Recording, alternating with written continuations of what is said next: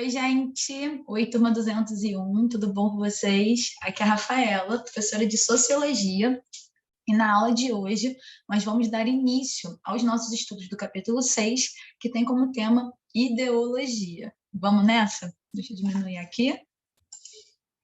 Gente, o conteúdo da aula de hoje vocês podem encontrar nas páginas 13 e 14 da nossa apostila, certo?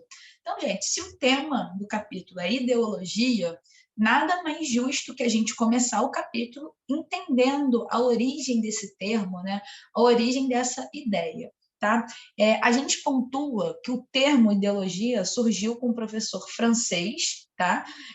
Destutt de Tracy, não sei se é assim que fala o nome certinho, né? Que francês é difícil, mas o que ele pensou, né?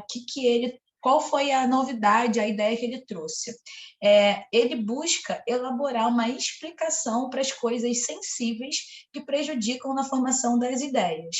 Ou seja, basicamente, ele vai trazer uma concepção, né, menos tangível. Por exemplo, ele vai botar que a vontade, a razão, a percepção e a memória são coisas sensíveis, né, são ligadas a sentimento, que acabam prejudicando, né, influenciando na formação das ideias.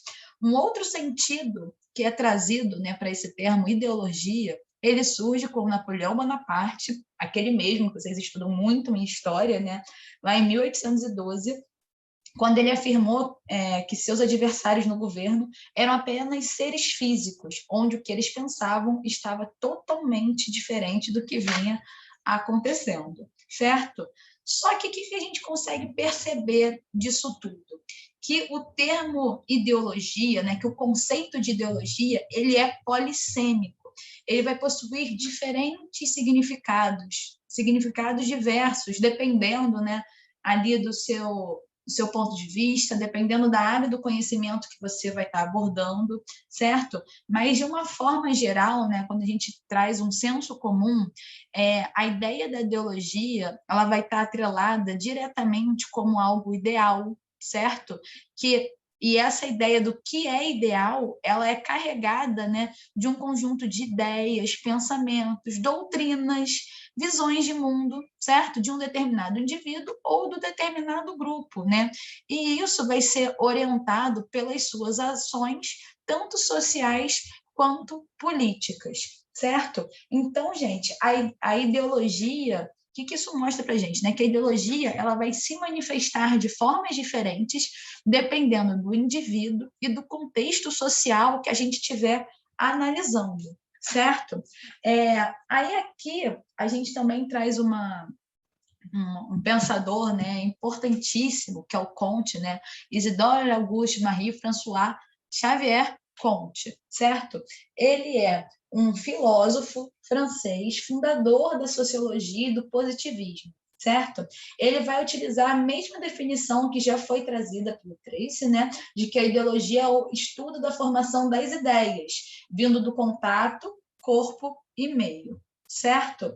Além disso, a gente destaca, né, as contribuições do Comte, principalmente para o positivismo, certo? O Comte ele é considerado o pai do positivismo, que é uma corrente filosófica surgida na França, né?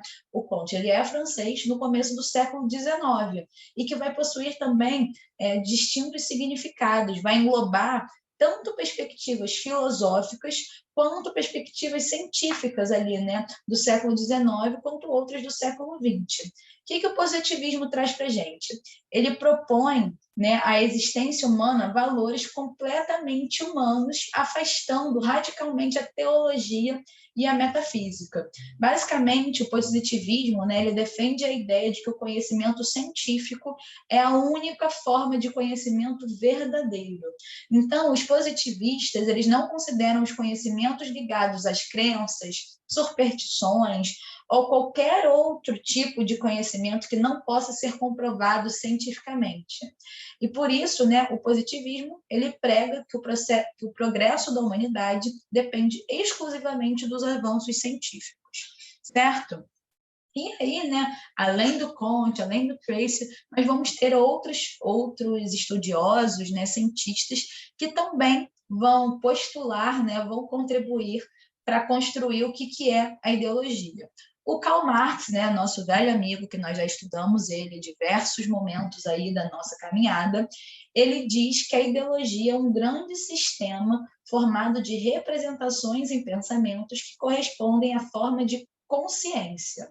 O Marx, né, discordando de alguns autores, que é uma postura bem, né, Marx, disse que a existência social dava condição à consciência dos indivíduos na situação em que viviam.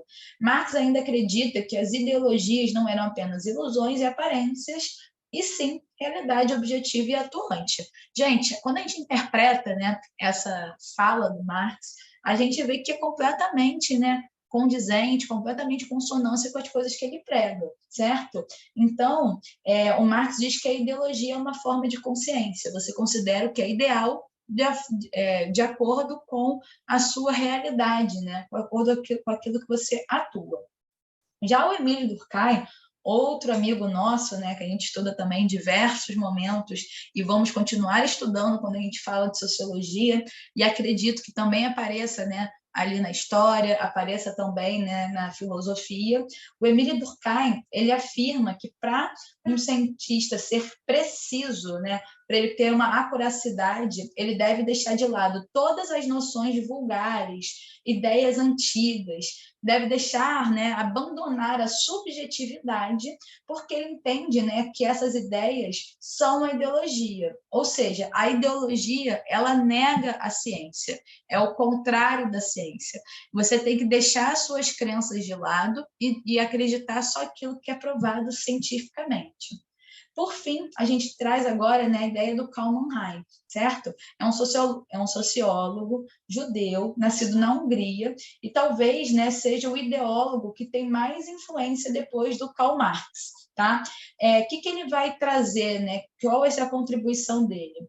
Ele conceitua duas formas de ideologia: a particular, que corresponde à ocultação da realidade, incluindo mentiras conscientes ou inconscientes que provocam o engano, e também ele traz a ideologia total, que corresponde à visão do mundo de uma determinada classe social ou de determinada época. Nesse caso, não há enganos, apenas a reprodução de ideias próprias ou a ideias, né, de uma sociedade ali no contexto. Para o Karl Mannheim, a ideologia é sempre conservadora. Por quê? Porque ela vai mostrar os pensamentos das classes dominantes que procuram perpetuar essa ordem, ou seja, procuram a estabilidade da ordem que já tem para eles continuarem sendo classe dominante, né? Já a classe inferior que vai buscar uma transformação, que vai buscar, né, quebrar essa roda.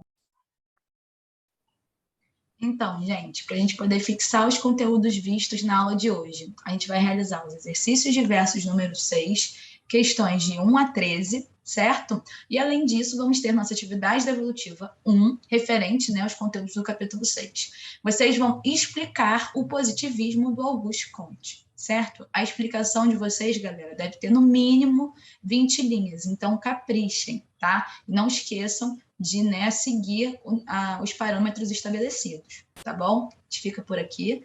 Um beijo, se cuidem, até a próxima. Tchau, tchau.